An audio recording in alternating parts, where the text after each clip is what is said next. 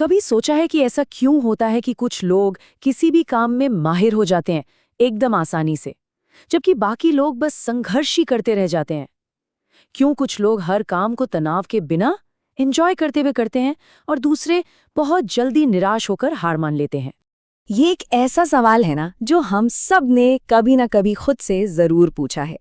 क्या इन सफल लोगों के पास कोई सीक्रेट है, कोई जादुई तरीका? चलिए आज इसी राज से पर्दा उठाते हैं।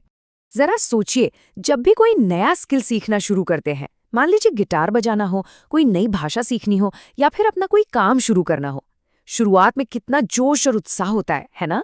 लेकिन जैसे ही थोड़ी मुश्किलें आती हैं और नतीजे फटाफट नहीं दिखते, तो सारा जोश ठंडा पड़ जाता है और हम उसे बीच में ही छोड़ देते हैं।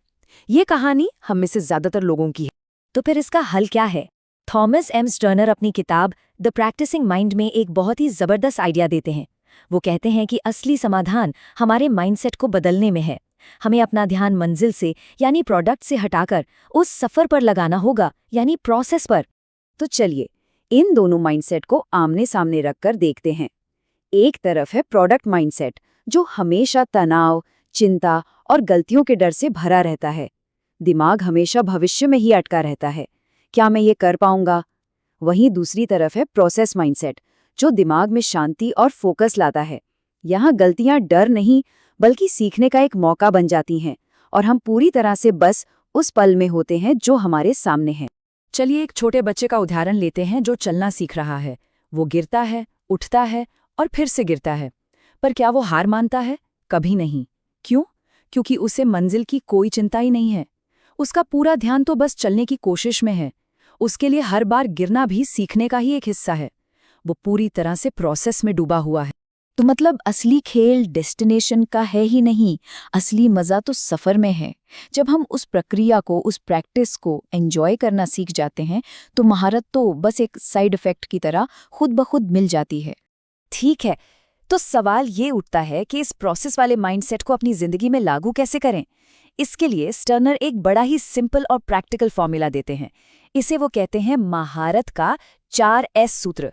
ये किसी भी बड़े से बड़े मुश्किल काम को आसान बनाने का एक शानदार तरीका है। अच्छा, तो ये काम कैसे करता है? देखिए, पहला S है सिंप्लीफाई, यानी सरल बनाएं। किसी भी बड़े लक्ष्यों को बिल्कुल छोटे छोटे मैनेजेबल हिस्सों में तोड़ दीजिए। दूसरा S है स्मॉल, यानी छोटे कदम लें। बड़े पहाड़ चढ़ने के बजाय बस एक छोटा सा कदम बढ़ाने का लक्ष्य रखें, जैसे रोज सिर्फ 5 पन्ने पढ़ना। तीसरा S है शॉर्ट, यानी कम समय दें। घंटों तक प्रैक्टिस करने के बजाय छोटे छोटे लेकिन पूरी तरह फोकस्ड सेशन में काम करें। और चौथा, जो शायद सबसे जरूरी है, स्लो, यानी धीरे धीरे करें, सब्र रखें। बिल्कुल वैसे ही जैसे एक मूर्तिकार पत्थर को धीरे धीरे आराम से तराशता है। महारत का राज जल्दबाजी में नहीं, सब्र और लगातार कोशिश में छिपा है। ठीक है, तो बाहर क्या करना है ये तो समझ आ गया, पर असली जंग तो दिमाग के अंदर लड़ी जाती है ना? जब चीजें मुश्किल होने लगती हैं, तो हम अपने मन को शांत और फोकस्ड कैसे रख सकते हैं? इसका जवाब एक बहुत ही खूबसूरत शब्द में छिपा है, इक्वानिमिटी, यानी समभाव।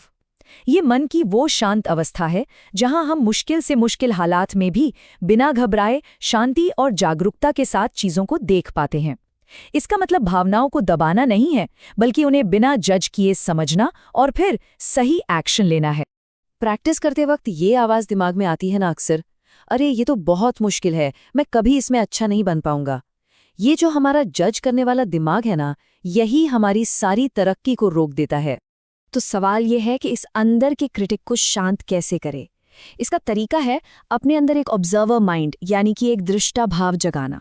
बस कल्पना कीजिए कि आप अपने दिमाग में चल रहे विचारों और इमोशंस को एक मूवी की तरह देख रहे हैं, बिना किसी जजमेंट के, बस एक दूर खड़े दर्शक की तरह।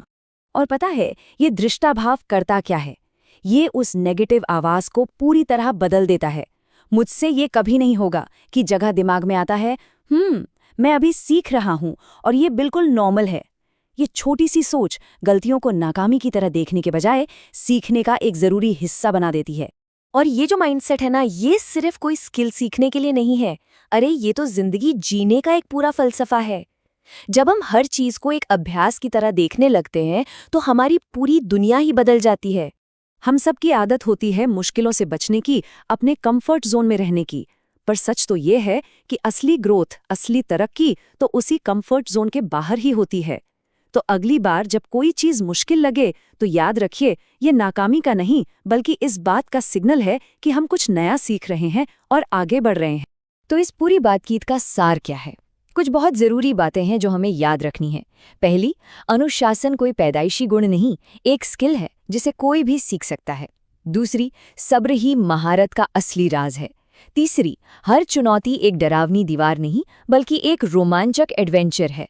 और सबसे जरूरी बात, अभ्यास का हर एक पल, चाहे वो अच्छा हो या बुरा, अपने आप में एक जीत है। और आखिर में सारी बातें घूम फिरकर एक ही जगह आती हैं। असली खुशी मंजिल पर पहुंचने में नहीं है, बल्कि उस सफर में है जो हमें वहां तक ले जाता है। जब हम प्रोसेस से प्यार करने लगते हैं तो नतीजे तो अपने आप ही बेहतरीन हो जाते हैं। तो अब असली सवाल ये है, क्या इस सोच को अपनाया जा सकता है?